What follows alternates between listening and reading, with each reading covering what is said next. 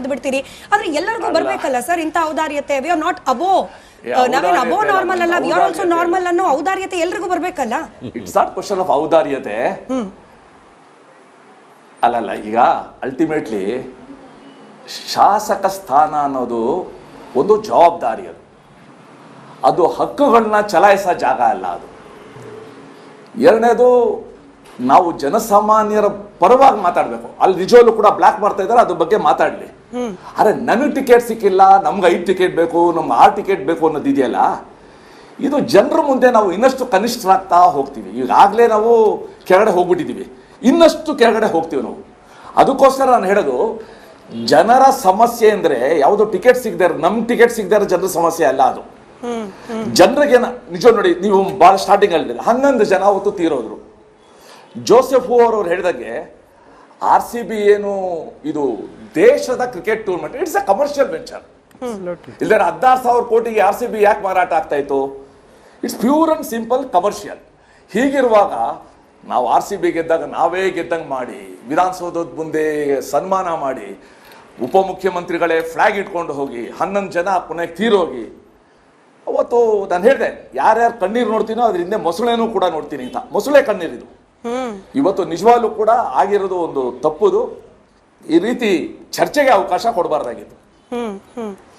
But ಇನ್ನೊಂದು ಕಡೆಯಲ್ಲಿ ನಮ್ಮ ಕ್ಷೇತ್ರದ ಜನರು ಡಿಮ್ಯಾಂಡ್ ಮಾಡ್ತಿದ್ದಾರೆ. ನಮ್ಮ ಕ್ಷೇತ್ರ ಜನರಿಗೋಸ್ಕರ ಒಂಚೂರು ಕೋಟಾ ಕೊಡಿ ಅಂತ ಕೇಳಿದ್ರಾದ್ರೂ, ಐ ನೋ ಪ್ರಾಕ್ಟಿಕಲಿ ಕಷ್ಟ ಸರ್, ಬಟ್ ಸ್ಟಿಲ್ ನಮ್ಮ ಕ್ಷೇತ್ರದ ಜನ ಕೇಳ್ತಾರಪ್ಪ, ಅವರಿಗೆ ಕ್ರಿಕೆಟ್ ಕ್ರೇಜ್ ಇದೆ, ಹಂಗಾಗಿ ಒಂದೊಂದು ಮ್ಯಾಚಲ್ಲಿ ಒಂದಿಷ್ಟು ಜನಕ್ಕೆ ನಮ್ಮ ಕ್ಷೇತ್ರದವ್ರಿಗೆ ಟಿಕೆಟ್ ಕೊಡಿ ಅಂತ ಕೇಳಿದ್ರಾದ್ರೂ ಸ್ವಲ್ಪನಾದ್ರೂ ಮರ್ಯಾದೆ ಉಳಿತಿತ್ತೇನೋ ಅಂತ. ಇದು ಸ್ವಾರ್ಥ ಅಲ್ದಲ್ಲೇ ಇನ್ನೇನು ಸರ್? ನಮಗೆ ಬೇಕು, ನಮ್ಮ ಕುಟುಂಬಕ್ಕೆ ಬೇಕು, ಅಥವಾ ನಾವು ಯಾರಿಗೆ ಕೊಡಬೇಕು, ನಮ್ಮವ್ರು ಅವ್ರಿಗೆ ಕೊಡ್ತೀವಿ. ಇದು ಸ್ವಾರ್ಥ ಅಲ್ದಲ್ಲೇ ಇನ್ನೇನು ಸುರೇಶ್ ಕುಮಾರ್ ಸರ್? ಈಗ ಮೇಡಮ್ ಅವ್ರೇನಾದ್ರು 5 ಟಿಕೆಟ್ ಕೊಟ್ರೆ, ನೀವು 5 ಜನಕ್ಕೆ ಕೊಟ್ಟು ಇನ್ನು 1,000 ಜನ ಹತ್ರ ನಿಷ್ಠೂರ ಆಗ್ತೀರಾ ನೀವು. ಗೊತ್ತಲ್ಲ, ಇವೆಲ್ಲ ಸುಮ್ಮನೆ ಕತೆ. ಕ್ಷೇತ್ರದ ಜನತೆ ಅವೆಲ್ಲನೂ ಕೂಡ ಕತೆ. ನಾವು ಕಾಣಿಸ್ಕೋಬೇಕು, ನಮಗೆ ಅದ್ರೂ ನಮ್ಗೊಂದು ಸಪ್ರೇಟ್ ಗ್ಯಾಲರಿ ಮಾಡಬೇಕು ಅನ್ನೋ ಮನಸ್ಥಿತಿ ಇದೆಯಲ್ಲ, ಇದೆಲ್ಲೋ ಜನರಿಂದ ಜನರಿಗಾಗಿ ಜನರ ಅಂತ ಹೇಳ್ಕೊಂಡು ಬರೋರಿಗೆ ನಮಗೆ ಸೂಕ್ತ ಆಗೋದಿಲ್ಲ, ಬೂಸ್ಟ್ ಆಗೋದಿಲ್ಲ ಇದು. ನನ್ನ ಕಡೆ ಪ್ರಶ್ನೆ ಸರ್, ತೇಜಸ್ವಿ ಸೂರ್ಯ ಅವ್ರು ಮಾತನಾಡುವಾಗ ಇದು ಫ್ಯೂಡಲ್ ಮನಸ್ಥಿತಿಯ ಪ್ರದರ್ಶನ ಅಂತ ಹೇಳಿದ್ರು. ನಾವು ಕೇವಲ IPL ಟಿಕೆಟ್ ಅನ್ನ ಮಾತ್ರ ಫ್ಯೂಡಲ್ ಮನಸ್ಥಿತಿ ಅಂತ ಹೆಂಗಪ್ಪ? ಇವಾಗ ಯಾವ್ದ್ರಲ್ಲಿ ರಿಸರ್ವೇಶನ್ ಕೊಟ್ಟಿಲ್ಲ MLA ಗಳಿಗೆ? ಎಜುಕೇಶನ್ ಅಲ್ಲಿ ಇಲ್ವಾ? ಟ್ರಾವೆಲ್ ಅಲ್ಲಿ ಇಲ್ವಾ? ಊಟ ತಿಂಡಿ ವಿಚಾರದಲ್ಲಿ ಇಲ್ವಾ? ಈ ತರ ಎಷ್ಟೊಂದು ಕಡೆಗಳಲ್ಲಿ, ಬಹುತೇಕ ಕ್ಷೇತ್ರಗಳಲ್ಲಿ ಅವ್ರು ಟೆಲಿಫೋನ್ ಮಾಡಿದ್ರು ಅದಕ್ಕೂ ಚಾರ್ಜ್ ಕೊಡ್ತೀವಿ ಸರ್, ಜನರ ತೆರಿಗೆ ದುಡ್ಡು. ಫ್ಯೂಡಲ್ ಮೆಂಟಾಲಿಟಿ ಅಲ್ಲಿ ನಮಗೆ ಇಷ್ಟು ದಿನ ಕಾಣಿಸ್ಲೇ ಇಲ್ವಲ್ಲ? IPL ಟಿಕೆಟ್ ಕೇಳಿದ ತಕ್ಷಣ ಸ್ವಲ್ಪ ಜಾಸ್ತಿನೇ ರಿಯಾಕ್ಟ್ ಮಾಡ್ತಿದ್ದಾರ ಜನ ಅಂತ. ಅಲ್ಲ ಇದು ಅಲ್ಲ ಇಲ್ಲ ಮೇಡಮ್, ಮುಂಚೆಯಿಂದನೂ ಇದಿದೆ ನೋಡಿ. ಬೆಂಗಳೂರಲ್ಲಿ ಆ ಕ್ಲಬ್ಗಳಲ್ಲಿ ಈ ಕ್ಲಬ್ ಅಲ್ಲಿ ನಮಗೆ ಮೆಂಬರ್ಶಿಪ್ ಸಿಕ್ಕಿಲ್ಲ ಅಂತಾನೂ ಆಗಿರೋದು ನೋಡಿದೀವಿ. ಜೊತೆಗೆ ನಮಗೆ ಪ್ರತಿಷ್ಠಿತ ಶಾಲೆಗಳಲ್ಲಿ ಸೀಟು ನಮಗೋಸ್ಕರ ರಿಸರ್ವ್ ಮಾಡಬೇಕು ಅನ್ನೋದನ್ನು ಕೂಡ ನಾವು ಕೇಳಿದ್ದೀವಿ. ಇವೆಲ್ಲ ಬಹಳಷ್ಟು ಕೇಳಿದ್ದೀವಿ. ಒಂದಂತೂ ನಿಜ, ಪ್ರಜೆಗಳೇ ಪ್ರಭುಗಳು ಅಂತ ಹೇಳೋರು ಪ್ರಜೆಗಳ ಅನಿಸಿಕೆಗೆ, ಅವರ ಆಶೋತ್ತರಕ್ಕೆ ಅನುಗುಣವಾಗಿ ನಾವು ವರ್ತಿಸ್ಕೊಳ್ಬೇಕು. ನಿಜ ಸರ್.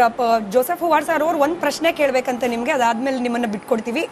ಒಂದು ಪ್ರಶ್ನೆ ನಿಮ್ಮಿಂದ ಸಹಕಾರ ಬೇಕು ಸರ್. ಜೋಸೆಫ್ ಸರ್ ನಮಸ್ಕಾರ ಸರ್. ಏನಿಲ್ಲ ಸರ್, ನಾವು ಕೇಳೋದಂದ್ರೆ ಇವರು ಈ ಕೇವಲ ಒಂದು ಚಿಲ್ಲರೆ ಕ್ರಿಕೆಟ್ IPL ಇದಾದ club cricket, not even national, not even state, ಅದಕ್ಕೆ ಇವರೆಲ್ಲ ಇಷ್ಟೆಲ್ಲ ಮಾತಾಡ್ತಾರೆ ಟಿಕೆಟ್ ಬೇಕು. I fully agree with you. ಅವಾಗ ಇವರೆಲ್ಲ ಒಟ್ಟಿಗೆ ಸರಿ ಯಾಕೆ ಸರ್ ನಮ್ಮ ಪರಿಸರನ ಉಳಿಸ್ಬಾರ್ದು? ಯಾವತ್ತಾರು ಇವ್ರ ಅಸೆಂಬ್ಲಿ ಒಳಗೆ ಸೇರಿಕೊಂಡು ಎಲ್ಲರೂ ಸೇರಿ ಒಗ್ಗಟ್ಟಾಗೆ, ಇಲ್ಲ ನಮ್ಮ ಪರಿಸರ ಹಾಳಾಗೋಗ್ತಿದೆ, ಜನ ಪರದಾಡ್ತಿದ್ದಾರೆ ಅಂತ ಯಾಕೆ ಸರ್ ಇವ್ರು ಮಾತಾಡಲ್ಲ? ನೀವೊಬ್ಬರು ಪಾಪ ಒಳ್ಳೆ ಜನ ಮಾತಾಡ್ತೀರಾ, ಬೇರೆಯವ್ರು ಯಾಕೆ ಒಗ್ಗಟ್ಟಾಗಿ ಮಾತಾಡಲ್ಲ? ಪರಿಸರ ಬಗ್ಗೆ, ಜನರ ಅನುಕೂಲ ಪರವಾಗಿ ಯಾಕೆ ಮಾತಾಡಬಾರ್ದು ಅಂದ್ಬಿಟ್ಟು ನಮ್ಮ ಪ್ರಶ್ನೆ ಸರ್. ಜೋಸೆಫ್ ಅವರೇ, ನೀವೊಬ್ರು ಪಾಪ ಅಂತಂದ್ರೆ ನಂಗೆ ಬಂತು, ಬೇಜಾರಾಯಿತು.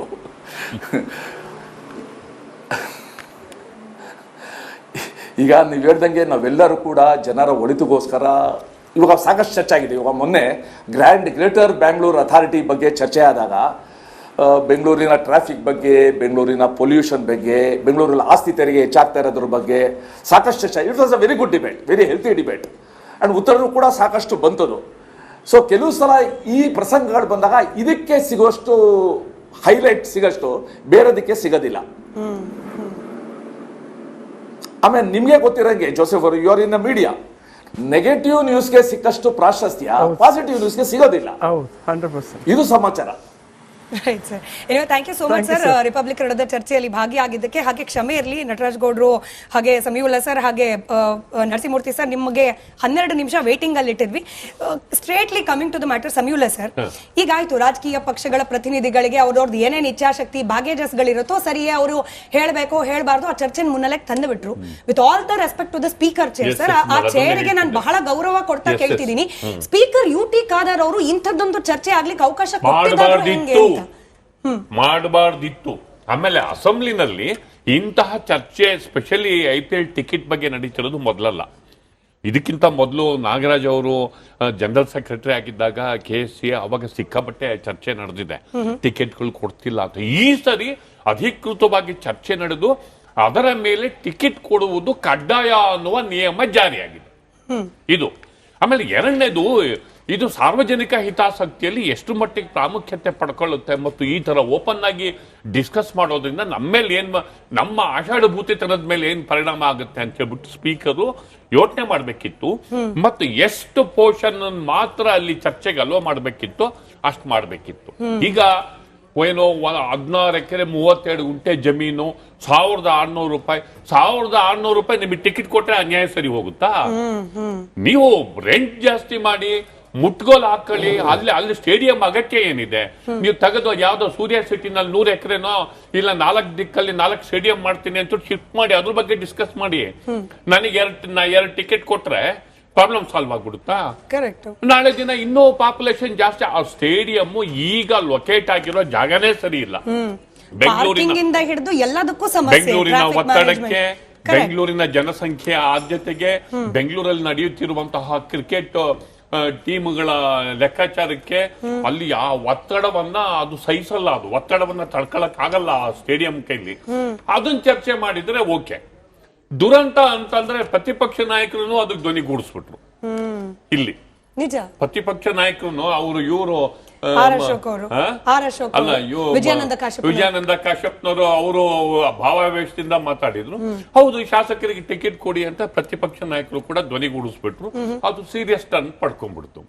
ಆದ್ರಿಂದ ಸಭಾಧ್ಯಕ್ಷರು ಸದನವನ್ನ ಆಮೇಲೆ ಇವತ್ತು ಒಂದು ಬ್ರೀಫಿಂಗ್ ಮಾಡಿದ್ದಾರೆ. ಈಗ ಸ್ವಲ್ಪ ಹೊತ್ತು ಮೊದಲು 3 ಟಿಕೆಟ್ IPL ಟಿಕೆಟ್ ಕೊಡ್ತೀವಿ, ಮತ್ತೆ ಇನ್ ಮುಂದೆ ಯಾವುದೇ ಮ್ಯಾಚ್ ನಡೆದ್ರು 2 ಟಿಕೆಟ್ ಫ್ರೀ, ಇನ್ 2 ಟಿಕೆಟ್ ಪರ್ಚೇಸ್ ಮಾಡಬಹುದು. Speaker office will coordinate it ಅಂತ ಹೇಳಿದ್ದಾರೆ. ನೀವು ಅದನ್ನ ಕೇಳಿದ್ರೆ ಡಿ ಕೆ ಶಿವಕುಮಾರ್ ಅವರೇ ಹೇಳಿದ್ರು ಅದನ್ನು. Speaker office ticket